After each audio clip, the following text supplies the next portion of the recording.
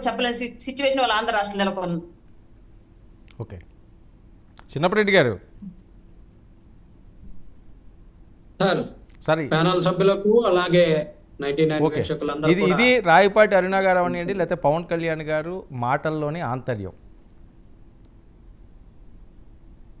Sir ఇప్పుడు చంద్రబాబు నాయుడు గారు ఏది మాట్లాడితే దానికి వంత పాడటం పవన్ కళ్యాణ్ గారు వంతు, పవన్ కళ్యాణ్ గారు ఏది మాట్లాడితే రాయపాటి అరుణ గారు మాట్లాడటం రాయపాటి అరుణ గారి వంతు. ఇది చూస్తా ఉన్నాం. అసలు ఎప్పుడు శ్రీవారి యొక్క గొప్పతనాన్ని చాటడం కోసం ఎంతో కొంత ప్రయత్నాన్ని వైఎస్ రాజశేఖర రెడ్డి గారి దగ్గర స్టార్ట్ చేసినటువంటి వాస్తవాన్ని మర్చిపోవద్దు. ఎందుకంటే తిరుపతి లడ్డూకి పేటెంట్ తీసుకొచ్చింది వైఎస్ రాజశేఖర రెడ్డి గారు. 7 కొండలు శ్రీవారికి చెందినయ్యేనని చెప్పేసి జీవో తీసుకొచ్చింది వైఎస్ రాజశేఖర రెడ్డి గారు. అలాగే నవనీత సేవ అనేటటువంటి కార్యక్రమాన్ని ఏర్పాటు చేసి గోవుల్ని తిరుపతిలోనే అక్కడ ఏర్పాటు చేసి గోశాలను ఏర్పాటు చేసి ఆ నేతితోటే కైంకర్యం చేయాలి అని చెప్పేసి చేసింది జగన్మోహన్ రెడ్డి గారి ప్రభుత్వంలో. చంద్రబాబు నాయుడు గారి ప్రభుత్వంలో ఏం జరిగిందయ్యా 2014 నుంచి 19 వరకు, సరే 24 తర్వాత మాట్లాడదాం. 2014 నుంచి 19 వరకు ఏం జరిగిందయ్యా అని చూస్తే విజయవాడలో ఉన్నటువంటి 26 హిందూ దేవాలయాల్ని కూల్చేసి మున్సిపాలిటీ చెత్త కుండీలలో ఆ దేవతామూర్తుల్ని ఆ స్వరూపాలని వేస్తే జగన్మోహన్ రెడ్డి గారు ముఖ్యమంత్రి అయిన తర్వాత వాటన్నిటిని పునరుద్ధరించినటువంటి గొప్ప నాయకుడు జగన్మోహన్ రెడ్డి గారు. జగన్మోహన్ రెడ్డి గారు సార్ ఏదైనా సరే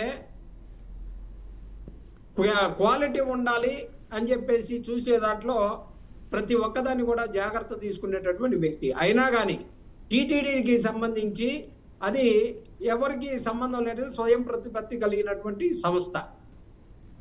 దానికి సంబంధించి 2014 నుంచి 2019 వరకు తీసుకున్నటువంటి నెయ్యి దానికి సంబంధించినటువంటి రేట్లు ఎలా ఉన్నాయంటే 216, 218, 243, 266 రూపాయలు.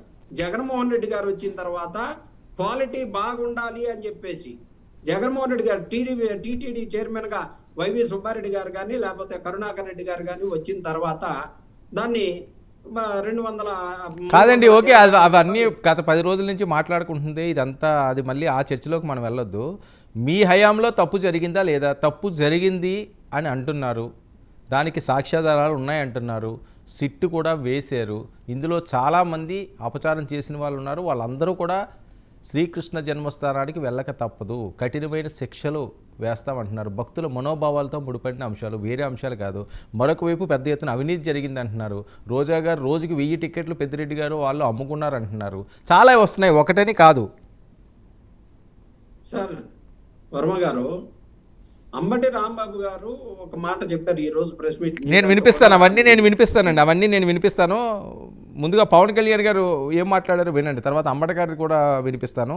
పవన్ కళ్యాణ్ గారు బయట ప్లే చేయండి.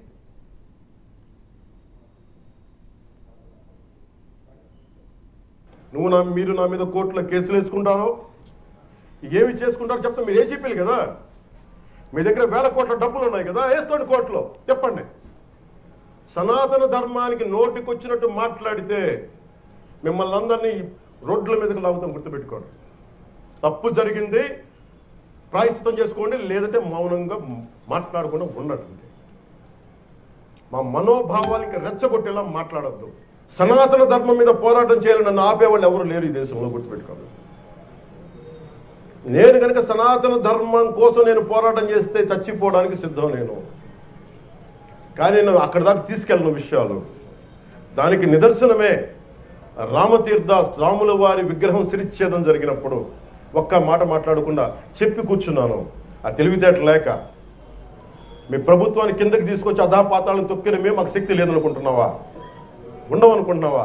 కానీ మేము సమాజాన్ని కలిపి ఉంచాలని వ్యక్తులం తప్ప విడగొట్టాలని వ్యక్తులం కాదు. మేము రథం తాలూకు మన సింహాలు మాయమైనవి, కొన్ని ఇబ్బందులు తప్పులు జరిగినాయి అంటే ఒక్కొక్కరు ఎలా మాట్లాడారు వైసీపీ నాయకులు. వాళ్ళెవరు ముస్లిమ్స్ కాదు, హిందూస్ కాదు, వాళ్ళెవరు ముస్లిమ్స్ కాదు, క్రిస్టియన్స్ కాదు, హిందువులే అందరూ.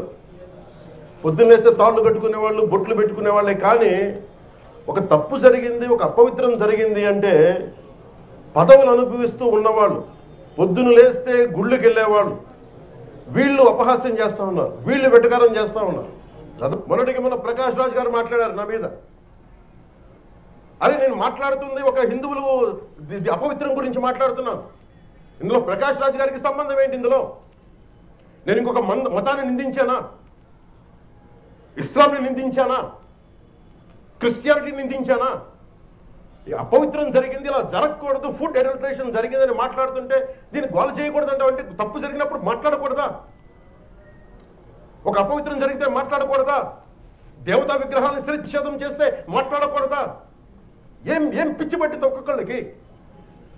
ఎవరి కోసం మాట్లాడుతున్నారు మీరు? ప్రకాష్ రాజ్ కూడా చెప్తా ఉన్నాను, నాకు మీరంటే గౌరవం, I have extreme respect for you. కానీ when it comes to secularism, Prakash Raj గారు, it's a two way, not one. I have extreme respect for you. చూడండి, ఇంకా నెక్స్ట్ బైట్లు కూడా ఉన్నాయి, అవి కూడా ప్లే చేయండి.